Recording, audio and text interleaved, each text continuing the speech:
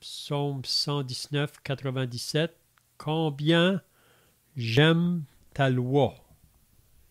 Elle est tout le jour l'objet de ma méditation.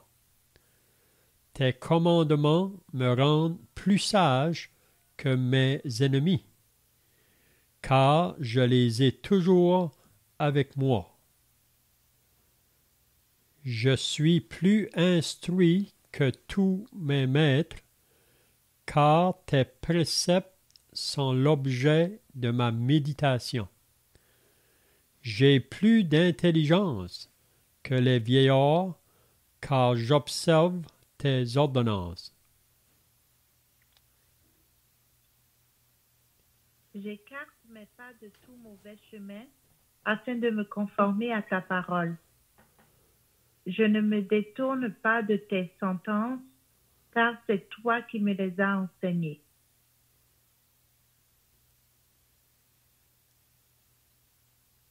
Que tes paroles sont douces à mon palais, plus que le miel à ma bouche. Par tes ordonnances, je deviens intelligent. Aussi, je hais toute voix de mensonge. Amen. C'est bien, donc, si vous étiez là la semaine passée, là, on avait regardé les versets précédents, puis on avait vu que le psalmiste apporte toujours la même pensée là, tout au long de ce psaume. On avait dit que le psaume 119, c'est le psaume le plus long. Il comprend 176 versets. Donc ici où on est un peu plus que la moitié là, de ce psaume. On avait dit aussi que le psalmiste met beaucoup d'importance à la lecture de la parole, à l'obéissance de la parole, la méditation de la parole, même qu'il trouve son plaisir dans la parole de Dieu. Vous savez que nous vivons dans un monde aujourd'hui où on sait que la parole de Dieu est le livre le plus publié dans le monde, mais probablement le livre le plus négligé. Et ce n'est pas la majorité qui vont s'intéresser à la parole de Dieu. Puis vous savez la raison de cela, c'est parce qu'il y a un ennemi, le diable, puis lui, il va faire tout son possible. Le diable, ça lui fait rien qu'on s'occupe aux choses de ce monde, à beaucoup de choses de ce monde.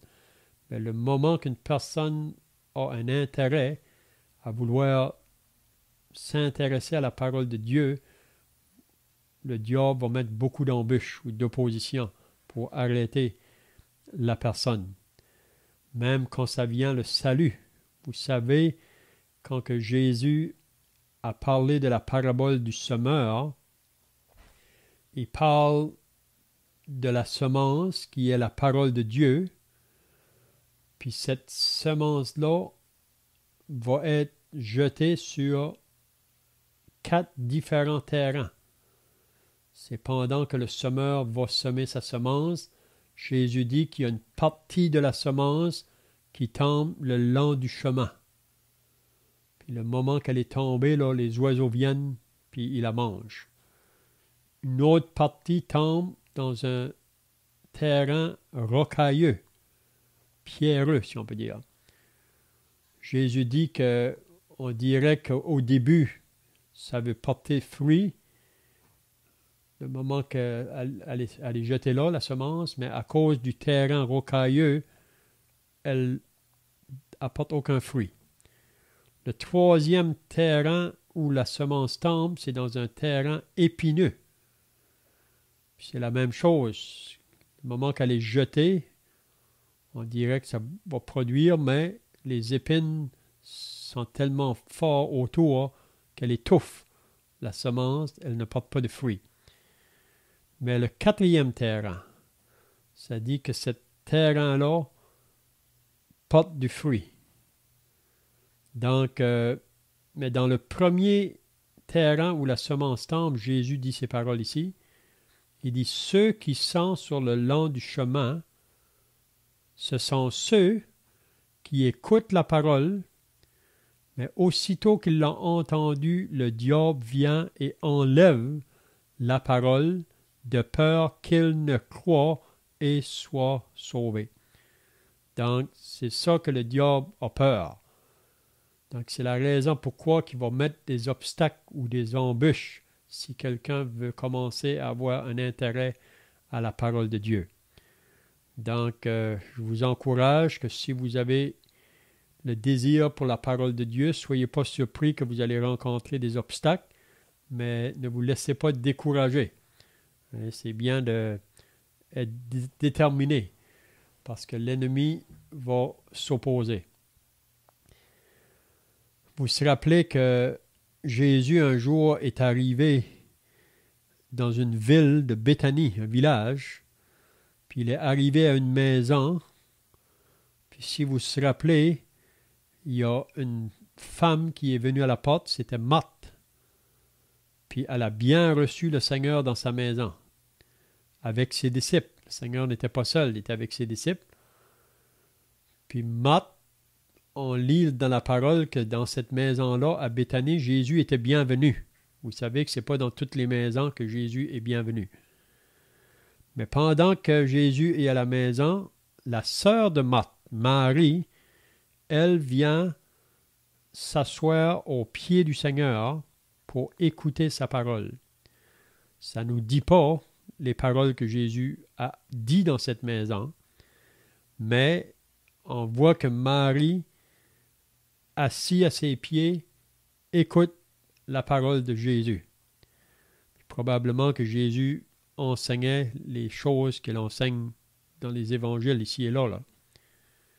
Mais vous vous rappelez que pendant que Marie est assise là, Marthe, elle, ça nous dit qu'elle était occupée aux soins domestiques.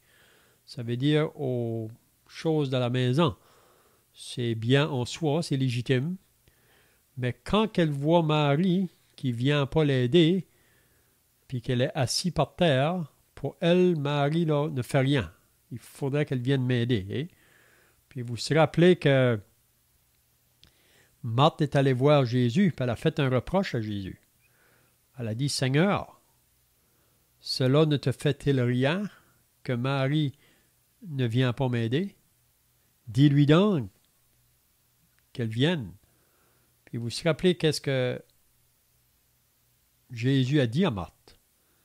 Il a dit, « Marthe, tu t'agites et tu t'inquiètes pour beaucoup de choses, mais Marie a choisi la meilleure part qui ne lui sera pas ôtée. » Donc, avoir une part à l'écoute de la parole, c'est une grande bénédiction.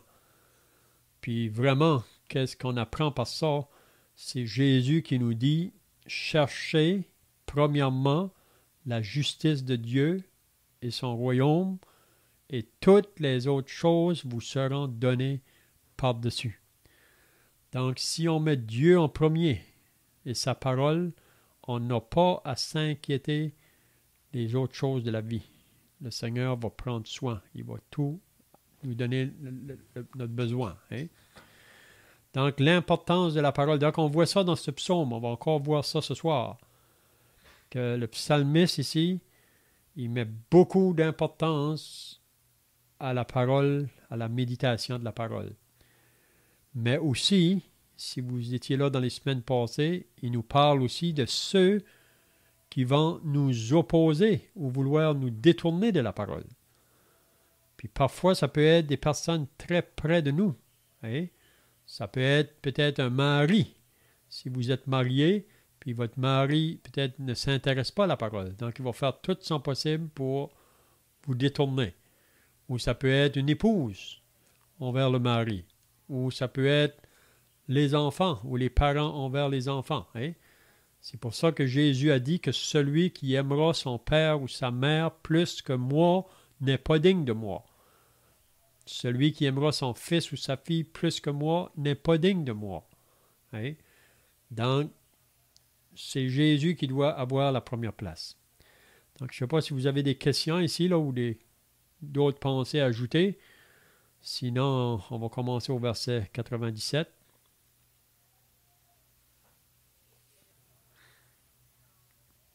Donc, ici, au verset 97, il dit « Combien j'aime ta loi ». Donc, le psalmiste ici, il dit qu'il aime la loi de Dieu, ou les commandements de Dieu, ou les ordonnances de Dieu, ou les préceptes de Dieu, ou la parole de Dieu. Combien j'aime ta loi. Est-ce que moi, ce soir, je peux dire la même chose? Est-ce que toi, tu peux dire la même chose ce soir? Combien j'aime ta loi. Il dit, elle est tout le jour l'objet de ma méditation. Donc, il ne dit pas, elle est un jour la semaine l'objet de ma méditation. Ou 2 jours. Elle est tout le jour. Donc, on pourrait dire que chaque jour, la parole de Dieu ou la loi de Dieu est l'objet de sa méditation. Donc, si on va méditer la parole, ça veut donc dire que nous mettons un temps à part chaque jour pour lire la parole de Dieu.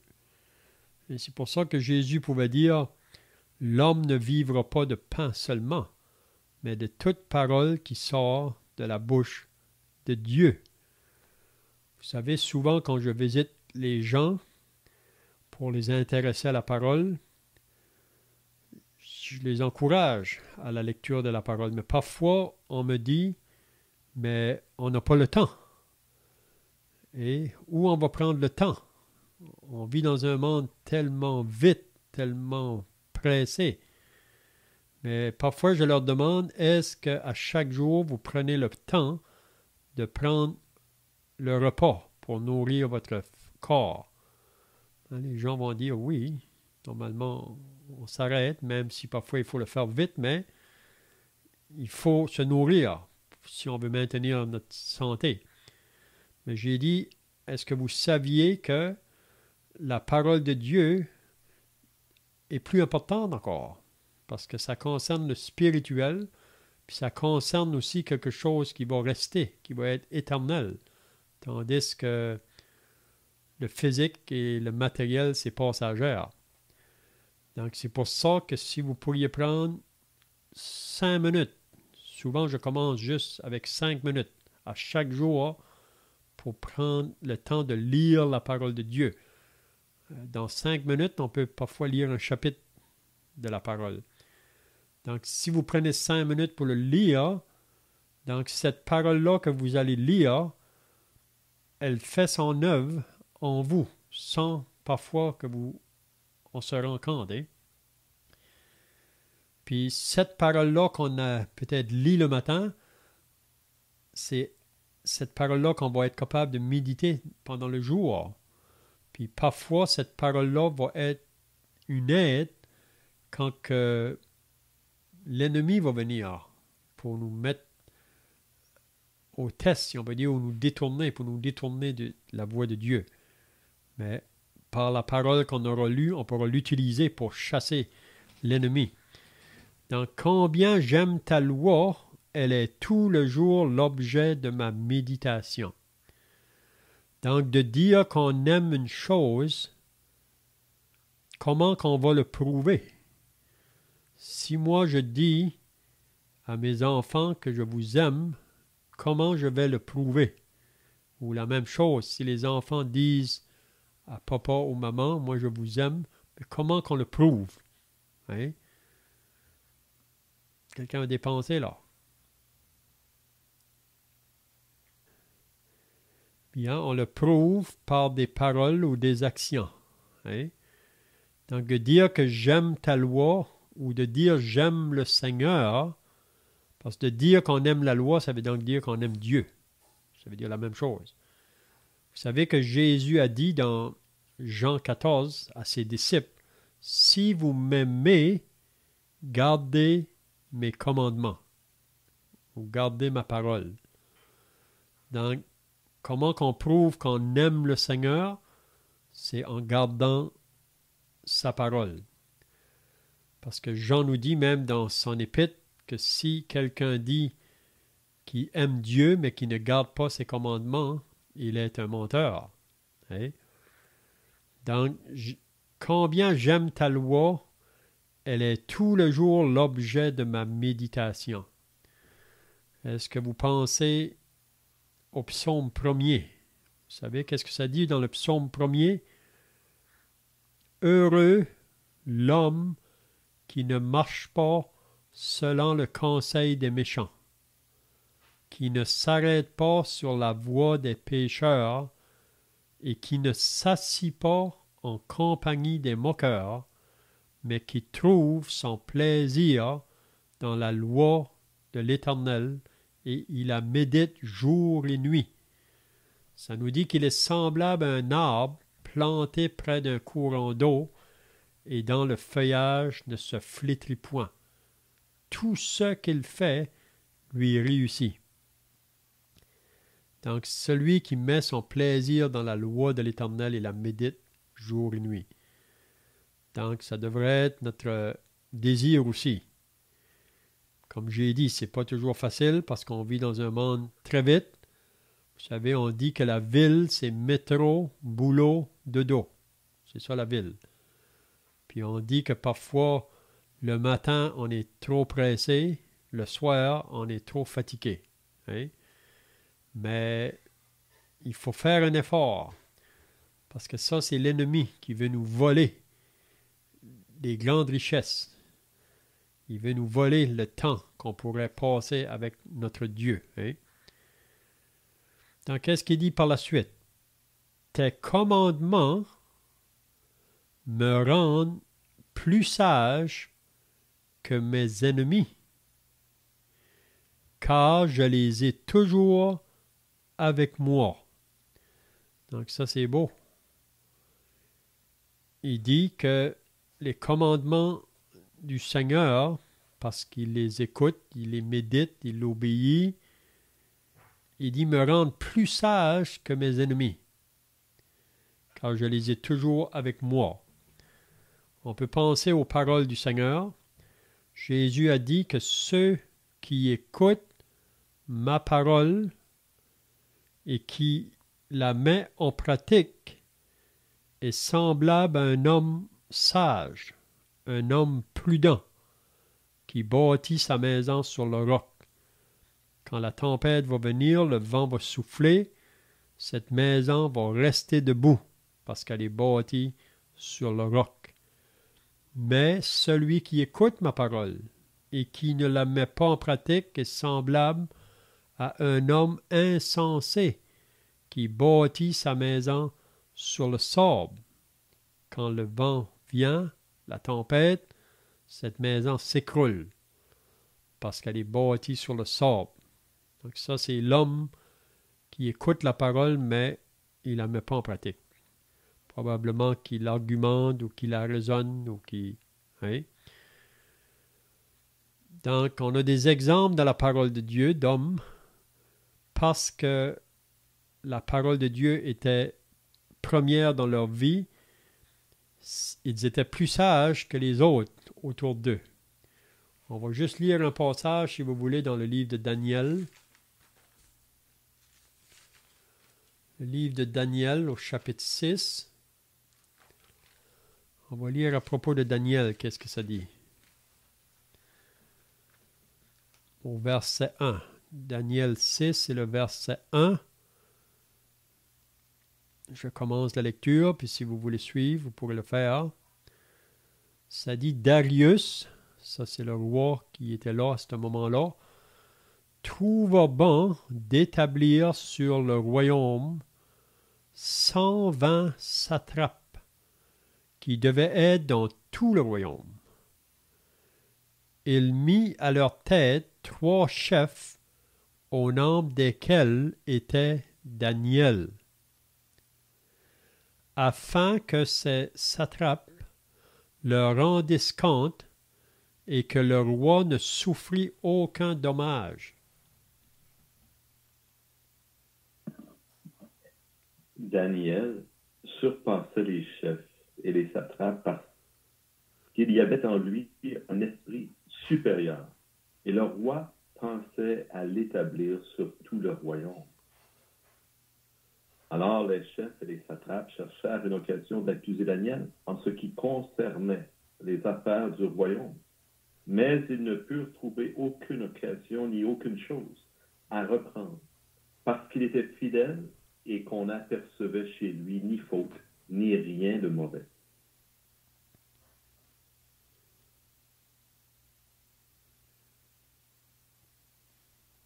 Et ces hommes dirent, nous ne trouverons aucune occasion contre ce Daniel, à moins que nous n'en trouvions une dans la loi de son Dieu.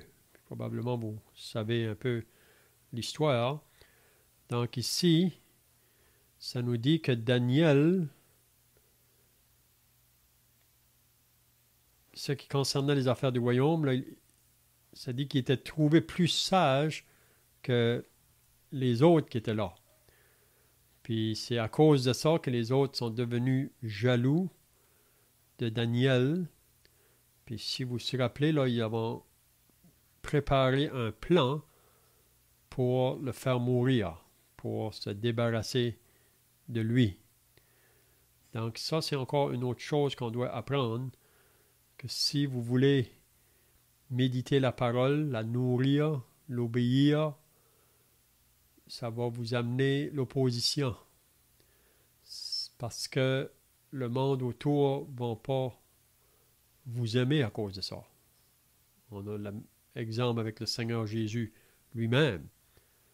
Donc ici, vous vous rappelez le plan qu'ils ont fait, c'est que Daniel va être mis dans la fosse aux lions parce qu'il ne va pas obéir à l'ordre du roi que ces hommes-là ont organisé là, dans le but de faire mourir Daniel.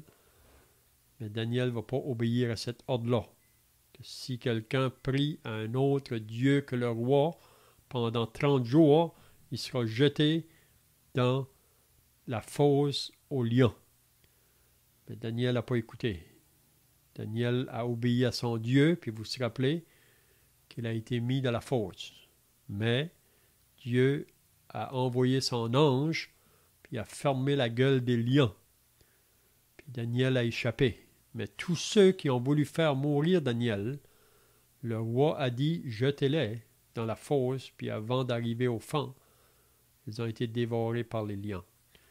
Donc ici, Daniel, on peut voir un homme qui était plus sage que ses ennemis.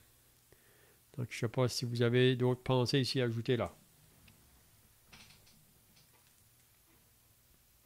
En fait, je voudrais revenir sur les propos que tu as donnés tout début, Léon, comme introduction. Tu mentionnais qu'on serait rejeté si on voulait mettre de l'avant la parole et qu'on rencontrerait de l'opposition si on voulait s'attacher à la parole de Dieu.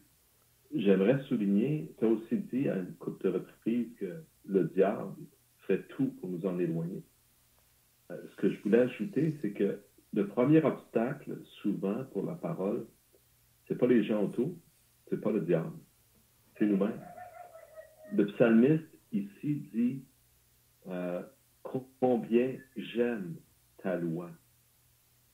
Lorsqu'on aime quelque chose, c'est pas difficile de s'y consacrer, d'y investir de notre temps. Toi-même, Léon, tu donnais l'exemple. Qu'est-ce que, si on veut dire à quelqu'un, on veut démontrer notre amour, ça va être par nos paroles, par nos actions. Donc, si on aime la parole, logiquement, on va s'y attacher, on va y trouver notre intérêt, on va y mettre. Et encore une fois, donc, je pense, notre principal obstacle, souvent, c'est nous-mêmes. Notre paresse, notre nonchalance, notre manque de zèle, notre manque d'amour même. Parole de Dieu. Et en fait, on voit dans Josué, qui a été dit à Josué, chapitre 1er, verset 8, que ce livre de la loi ne s'éloigne point de ta bouche. Médite-le nuit et jour pour agir selon tout ce qui est écrit, car c'est alors que tu auras du succès dans tes entreprises, c'est alors que tu réussiras. Donc, réussir en passant aux yeux de Dieu, ce n'est pas comme réussir aux yeux des hommes.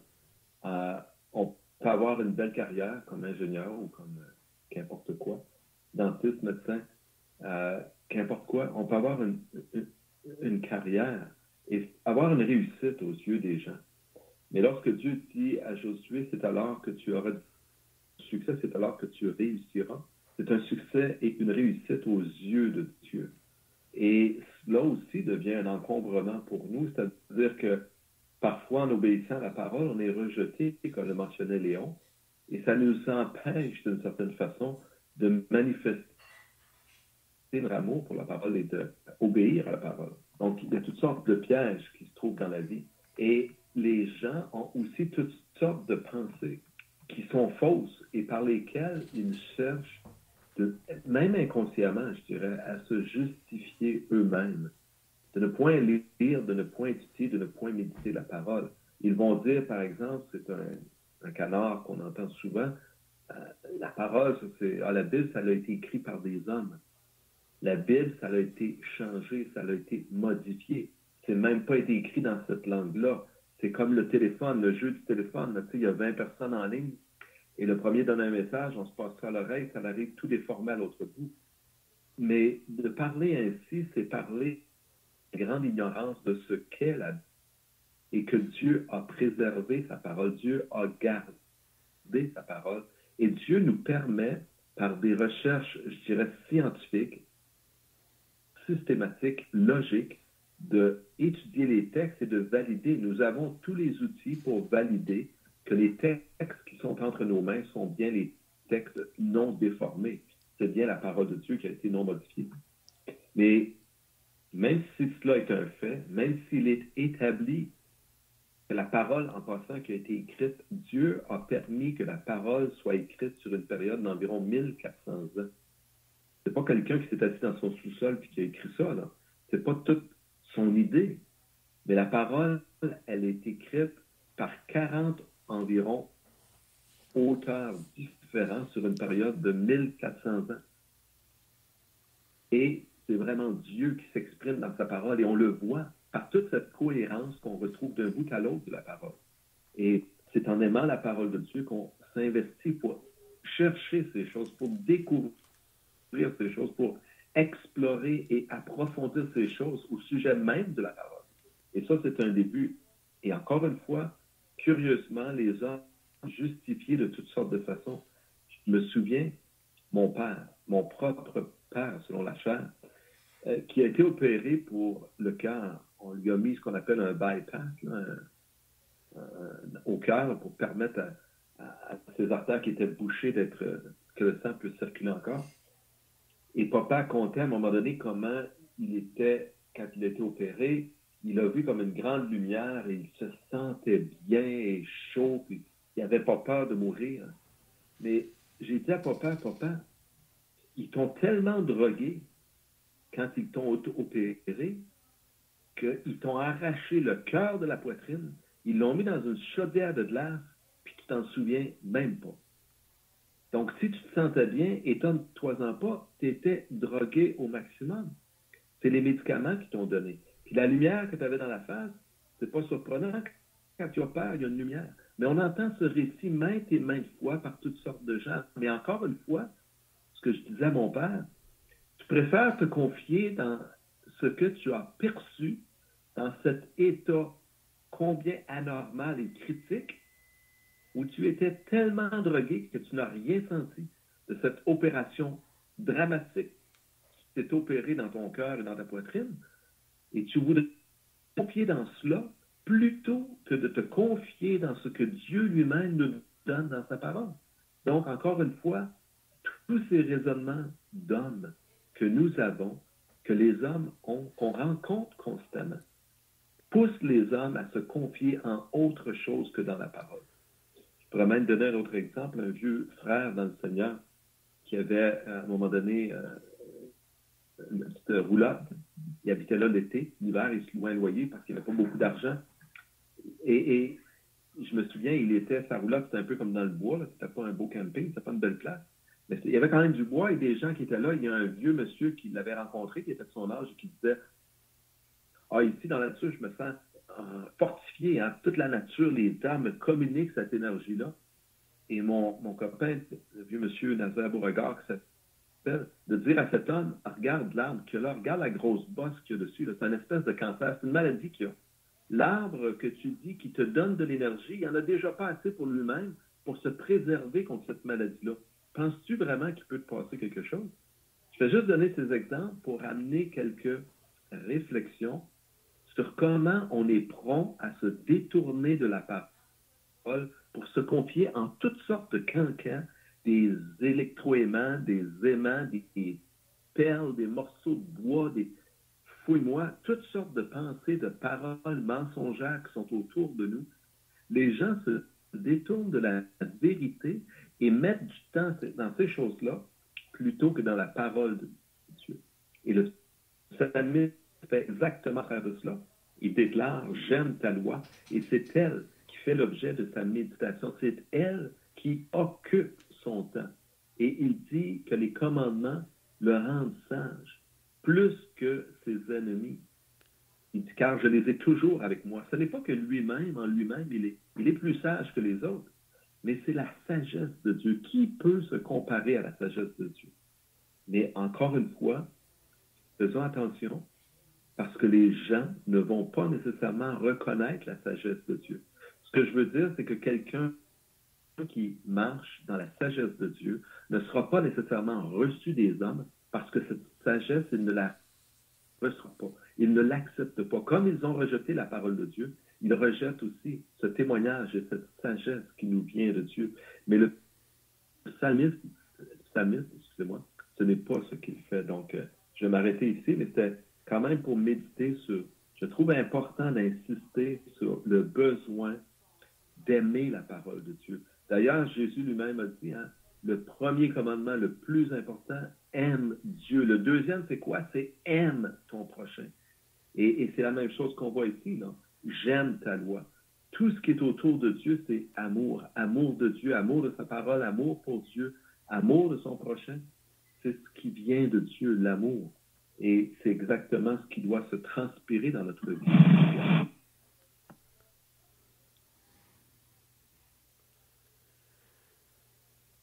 C'est bien. Peut-être qu'on pourrait lire deux passages dans le Deutéronome là, pour appuyer ça davantage. Deutéronome au chapitre 4 et le verset 1. On lit « Maintenant, Israël, écoute les lois et les ordonnances que je vous enseigne. » Donc ici, c'est Moïse qui parle de la part de l'Éternel à Israël, puis il met l'importance d'écouter les lois et les ordonnances que Dieu leur donne. Mettez-les en pratique. Donc, c'est pas assez de les écouter, mais il faut les écouter, les comprendre et les mettre en pratique afin que vous viviez. Parce que la parole, vraiment, c'est elle qui nous fait vivre. Et que vous entriez en possession du pays que vous donne l'Éternel, le Dieu de vos pères. Vous n'ajouterez rien à ce que je vous prescris. Donc, de ne pas ajouter à la parole, et vous n'en retrancherez rien, mais vous observerez les commandements de l'Éternel, votre Dieu, tels que je vous les prescris. Donc, il ne faut pas ajouter, il ne faut pas retrancher.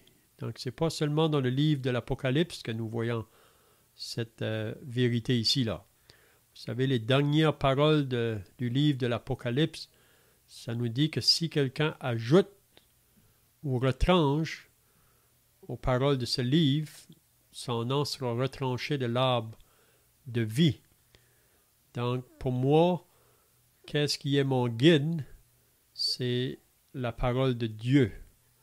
Donc, si je dois parler avec les gens autour, ou les gens que je rencontre, qu'est-ce qui va toujours avoir le dernier mot pour moi? C'est ce que la Bible dit. Donc, si quelqu'un me dit qu'il y avait 100 personnes qui ont été sauvées du déluge du temps de Noé, je vais leur dire non. Pourquoi? Parce que la Bible me dit qu'il n'y avait pas 100 personnes. la Bible nous dit qu'il y avait 8 personnes. Et donc, on s'appuie sur qu'est-ce que la parole de Dieu dit. Donc, le moment qu'on veut ajouter ou retrancher, puis vous savez aujourd'hui qu'il y a beaucoup de groupements religieux ou des sectes religieuses qu'ils ont ajouté à la parole de Dieu. Ils ont ajouté d'autres livres qu'ils utilisent, puis qui nous disent aussi que ces livres-là sont inspirés. Puis souvent, quand on parle avec ces gens-là, plutôt de dire que c'est la parole qui dit vrai, mais quand que la parole contredit ce qui est écrit dans leur livre, ils vont dire que la parole a été falsifiée pour essayer de prouver que leur livre est vrai. Mais c'est là qu'il faut faire attention. Il ne faut pas ajouter à la parole, il ne faut pas retrancher à la parole. La parole devrait avoir la dernière parole, si on peut dire là. Quand on vient à prendre une décision sur une chose ou une autre, si Dieu l'a dit ou si Dieu ne l'a pas dit. Puis j'aimerais de lire aussi au chapitre 6 du Deutéronome, au verset 1, c'est un peu la même pensée là.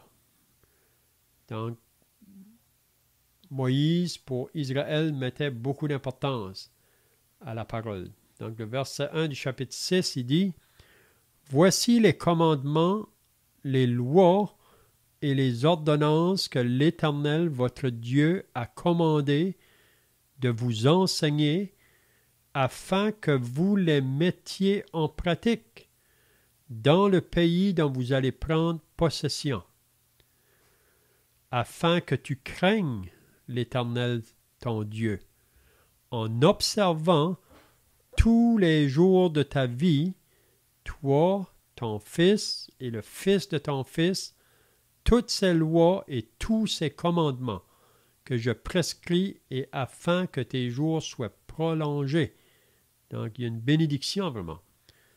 Même une longueur de vie si on va obéir à la parole. Si quelqu'un veut continuer, le verset 3.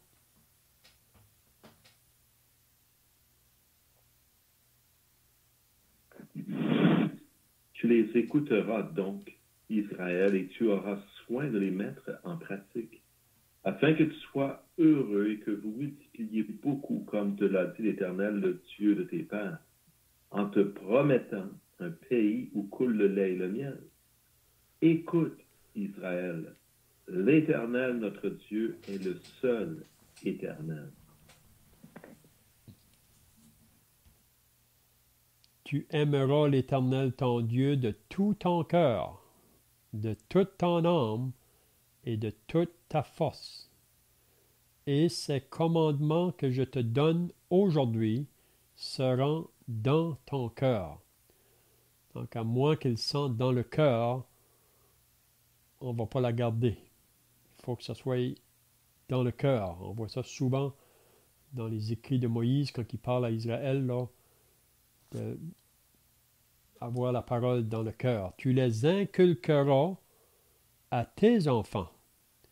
Donc, il ne faut pas garder ça pour nous-mêmes. Donc, si vous êtes parents, vous avez les enfants à la maison, on est responsable de leur inculquer la parole. Tu les inculqueras à tes enfants et tu en parleras quand tu seras dans ta maison. C'est bien de souligner qu'est-ce qu'il dit ici. Tu vas parler de la parole à tes enfants dans ta maison, quand tu iras en voyage, et quand tu te coucheras, et quand tu te lèveras. Donc, c'est du matin au soir, et c'est même dans nos voyages. Tu les liras comme un signe sur tes mains, et ils seront comme des frontaux entre tes yeux. Tu les écriras sur les poteaux de ta maison et sur tes portes. Donc ici, on voit l'importance de la parole de Dieu dans ma vie personnelle, mais aussi dans la vie familiale. Et si on a des enfants, le père est responsable de communiquer la parole à ses enfants.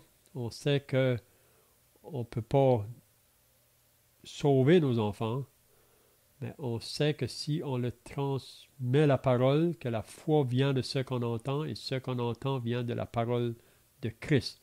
On a un exemple de Timothée qui a grandi avec une grand-mère qui était chrétienne et une mère. Puis dès son enfance, Timothée a appris à connaître la parole au travers de sa grand-mère et de sa mère. Donc, on peut voir que les mamans ont une grosse influence souvent sur leurs enfants. Donc, c'est très important donc de communiquer la parole. Donc, je vois que le temps passe là, mais peut-être qu'on va juste dire, c'est un peu la même chose qu'il dit au verset 99, quand il dit je suis plus instruit que tous mes maîtres, car tes préceptes sont l'objet de ma méditation. Donc, comme qui a été dit, quand il dit je suis plus instruit, c'est d'être instruit vraiment en ce qui concerne les choses du ciel, ou en ce qui concerne la sagesse de Dieu. Vous savez que être un disciple ou être un chrétien, ça veut dire que si on est un disciple de Jésus, on est sous l'enseignement du plus grand maître de l'univers, le plus grand enseignant. Puis Jésus a dit que le disciple n'est pas plus grand que son maître, mais tout disciple accompli sera comme son maître. Donc un disciple, c'est quelqu'un qui se place sous l'enseignement d'un maître dans le but de devenir comme le maître. Mais il ne viendra jamais plus que le maître. Mais comment qu'il va grandir ou devenir mature, c'est dans la mesure qu'il va obéir à ce qu'il trouve dans l'enseignement de son maître. Là. Donc, je suis plus instruit que tous mes maîtres, parce que vraiment, vous savez que l'homme dans ses péchés, Paul nous dit que l'homme avec toute sa sagesse n'a pas pu de connaître Dieu. S'il aurait pu le connaître, il n'aurait pas fait crucifier sur la croix. Donc vraiment, l'homme avec sa sagesse ou son intelligence, s'il n'est pas associé à Dieu, vraiment, il n'y a rien. Ben, c'est bien, je vois que le temps est passé, là, à moins qu'il y ait d'autres pensées pour terminer. Là. Sinon, on va terminer par la prière, puis ensuite on peut chanter un cantique.